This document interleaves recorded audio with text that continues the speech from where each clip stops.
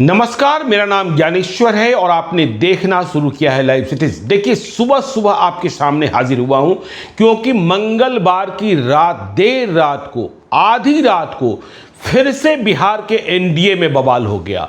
और बवाल ऐसा हुआ कि बीजेपी के बड़े बड़े नेताओं को भागकर उपेंद्र कुशवाहा के पास जाना पड़ा।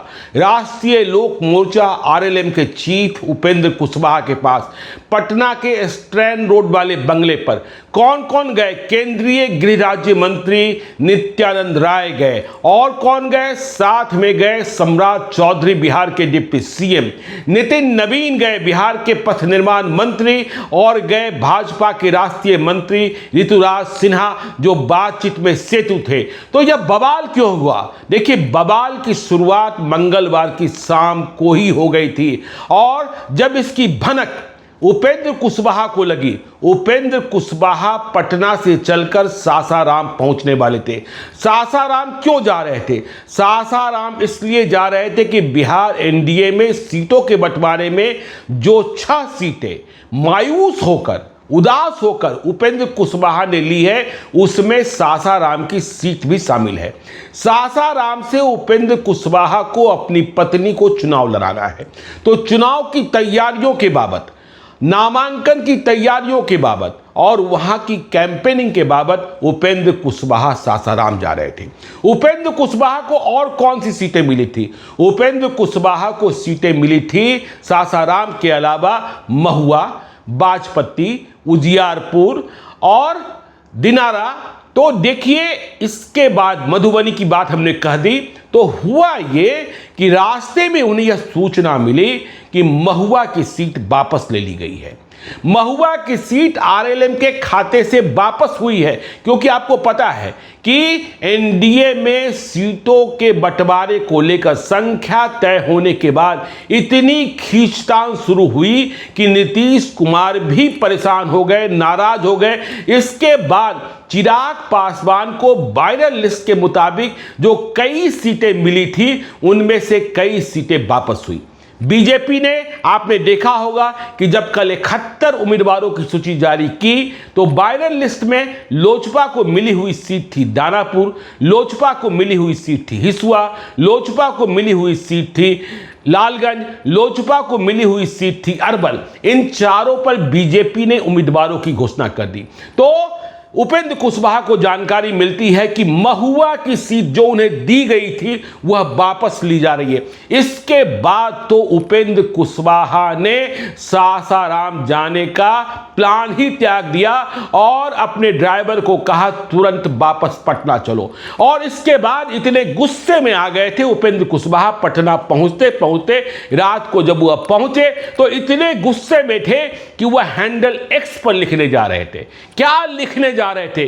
खबर यह है कि हैंडल एक्स पर उपेंद्र कुशवाहा लिखने जा रहे थे कि हम एनडीए में रहेंगे, लेकिन जो हमें 6 सीटें मिली है, हम सभी 6 सीटों को वापस कर रहे हैं। किसी भी विधानसभा क्षेत्र से चुनाव हमारी पार्टी नहीं लड़ेगी। नरेंद्र मोदी की सरकार को हमारा समर्थन जारी रहेगा, हम एनडीए के साथ खड़े रहेंगे। और जब इसकी भनक एनडीए के बड़े नेताओं को लगी, विनोद तावड़े को लगी, दिल्ली में धर्मेंद्र प्रधान को लगी, माफ कीजिएगा, धर्मेंद्र प्रधान पटना आ चुके थे, तो धर्मेंद्र प्रधान को लगी तो सबके कान खड़े हो गए। क्या होगा इसके बाद? तो रात को सभी भागे भागे पहुंचे उपेंद्र कुशवाहा के यहां। और उपेंद्र कुशवाहा से मिलने के पहले ही उन्हें संदेशा दिलाया गया था, ऐसा कुछ मत करिएगा, प्लीज मत करिएगा, हैंडल एक्स पर मत लिख दीजिएगा, क्योंकि कल दिन में ही सुलहनामा हुआ था और हम सबों ने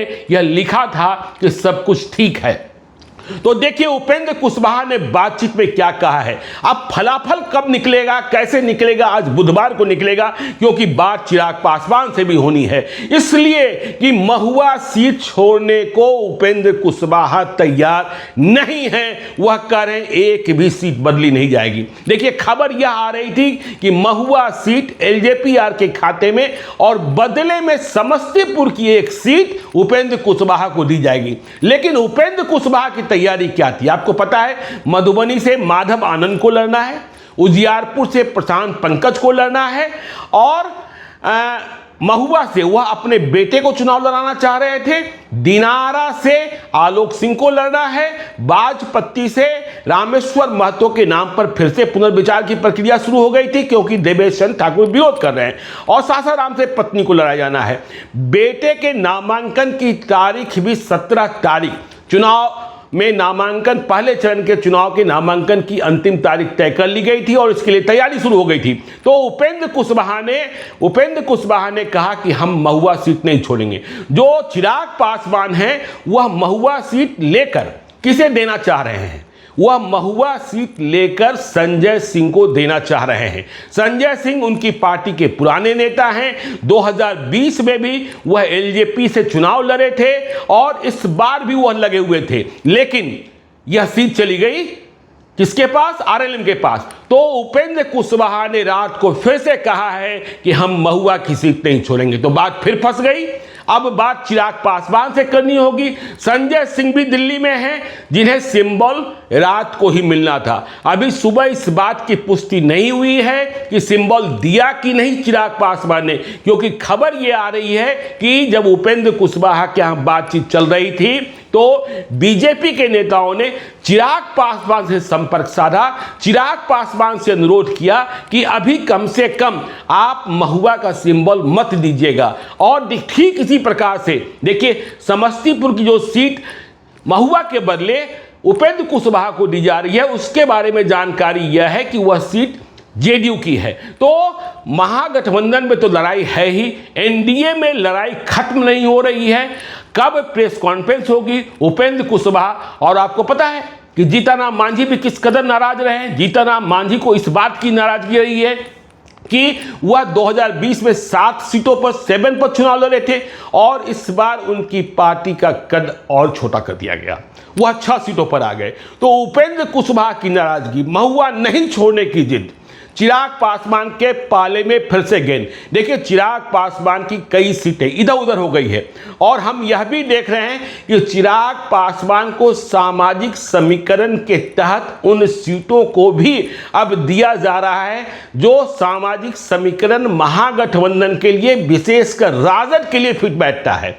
देखिए, आपको यही बता दें कि अरवल सीट जब एलजेपीआर के खाते में गई थी तो यह जानकारी पक्की थी कि वहां से सुनील यादव को चिराग पासवान लड़ाएंगे, लेकिन अरवल की सीट आ गई बीजेपी के खाते में। बीजेपी ने मनोज शर्मा को उम्मीदवार घोषित कर दिया, तो अरवल के बदले पालीगंज की सीट मिली है एलजेपीआर को, और एलजेपीआर के उम्मीदवार होने जा रहे हैं सुनील यादव पालीगंज में। मतलब जेडीयू ने वह सीट छोड़ी, पालीगंज की सीट। बच्चा यादव वहां 2020 में लड़े थे, इस बार नंद किशोर कुशवाहा को टिकट देने की बात थी।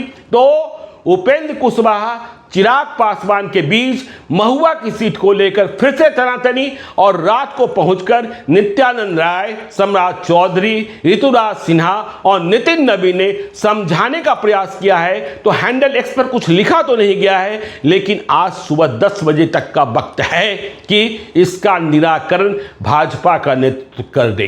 चिराग पासवान मानते हैं कि नहीं मानते हैं, यह भी देखने की बात होगी। तो आगे क्या, यह बताएंगे। रात के अंधेरे में बहुत कुछ हो रहा है पटना में बिहार के चुनाव को लेकर, तो आप देखते रहिए लाइव सिटीज को। यदि अब तक आपने हमारे यूट्यूब चैनल लाइव सिटी को सब्सक्राइब नहीं किया है तो जरूर कर लीजिएगा, और यदि इस वीडियो को फेसबुक पेज के माध्यम से देखें तो पेज को लाइक कीजिएगा, हैंडल एक्स पर भी हमें फॉलो कीजिए। धन्यवाद।